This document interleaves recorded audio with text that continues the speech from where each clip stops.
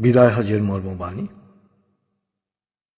শুক্রবার ৯ জিলহজ ১০ হিজরি সনে হজের সময় আরাফা ময়দানে দুপুরের পর হযরত মুহাম্মদ সাল্লাল্লাহু আলাইহি সাল্লাম লক্ষাধিক সাহাবার সমাবেশে এই ঐতিহাসিক ভাষণ দেন।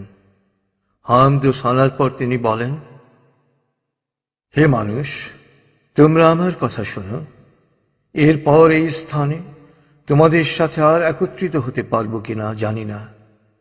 হে মানুষ, আল্লাহ বলেন, হে মানব জাতি, তোমাদেরকে আমি এক পুরুষ ও এক নারী থেকে সৃষ্টি করেছি এবং তোমাদেরকে সমাজ ও গোত্রে ভাগ করে দিয়েছি যেন তোমরা পরস্পরের পরিচয় জানতে পারো।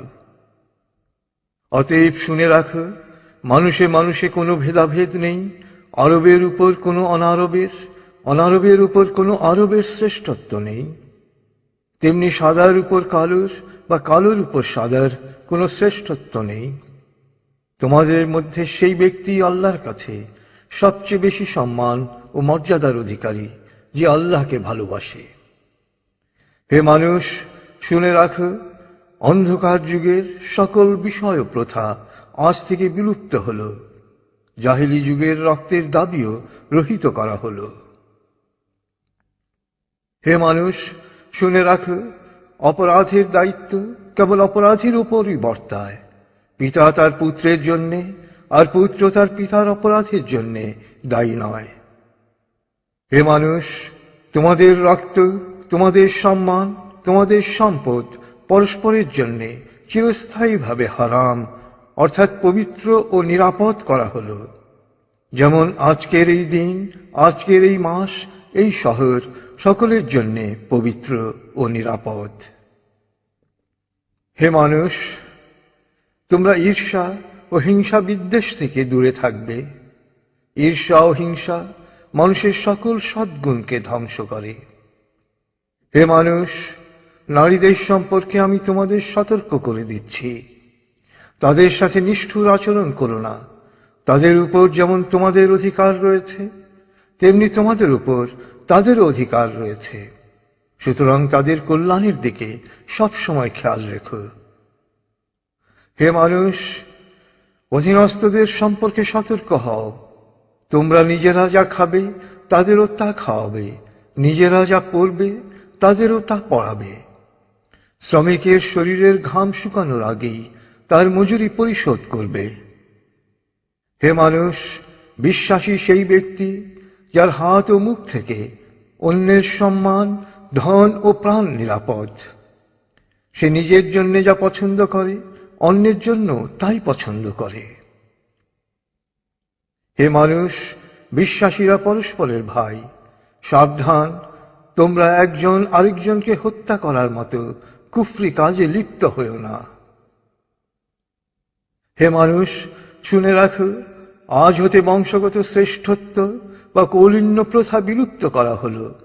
কুলীন বা শ্রেষ্ঠ সেই যে বিশ্বাসী ও মানুষের উপকার করে। হে মানুষ, ঋণ অবশ্যই ফেরত দিতে হবে। বিশ্বস্ততার সাথে প্রত্যেকের আমানত রক্ষা করতে হবে। কারো সম্পত্তি সে যদি স্বেচ্ছায় না দেয় তবে তা অপর কারো জন্য হালাল নয়। তোমরা কেউ দুর্বলের উপর অবিচার করো না। হে মানুষ, জ্ঞানীর কলমের কালি শহীদের রক্তের চেয়েও মূল্যবান। জ্ঞান অর্জন প্রত্যেক নরনারীর জন্য ফরজ, কারণ জ্ঞান মানুষকে সঠিক পথ দেখায়। জ্ঞান অর্জনের জন্য প্রয়োজনে তোমরা চীনে যাও।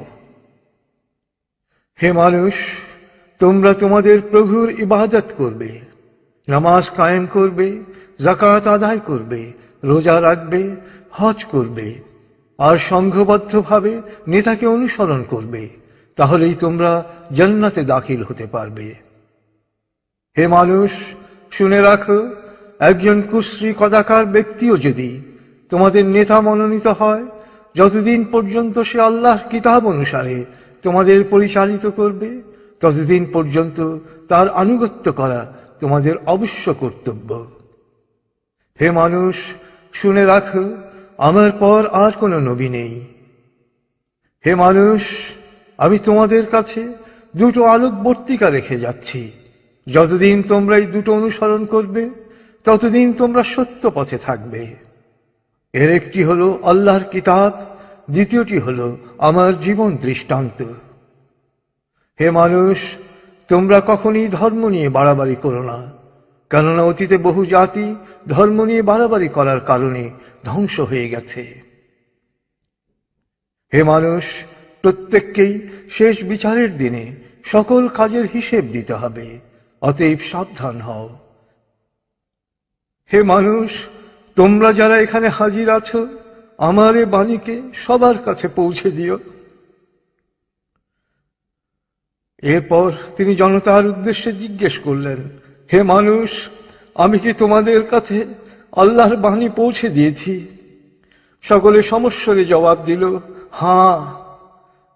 এরপর নবীজি বললেন, হে আল্লাহ, তুমি সাক্ষী থাকো, আমি আমার সকল দায়িত্ব পালন করেছি।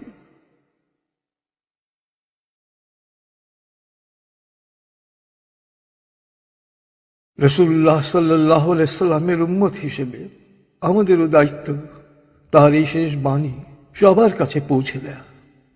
আল্লাহ আমাদের সবাইকে এ দায়িত্ব পালন করার তৌফিক দান করুন। আমিন।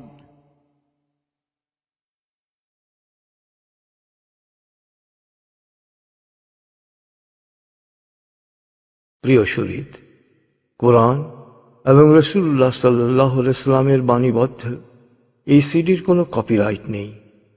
সিডিটি কিনে বা কপি করে যত খুশি বিতরণ করতে পারেন, শেয়ার করতে পারেন ইন্টারনেটে, ইমেইলে অ্যাটাচ করে পাঠাতে পারেন বন্ধু বান্ধব ও পরিচিতদের কাছে। আন্তরিকতার সাথে যত বেশি সংখ্যায় সম্ভব এটি বিতরণ করুন। নবীজির অনুসারী হিসেবে আপনিও তখন বলতে পারবেন, হে আল্লাহ, আমিও আমার দায়িত্ব পালন করেছি। যে কোনো তথ্যের জন্য ভিজিট করুন www.quantummethod.org.bd।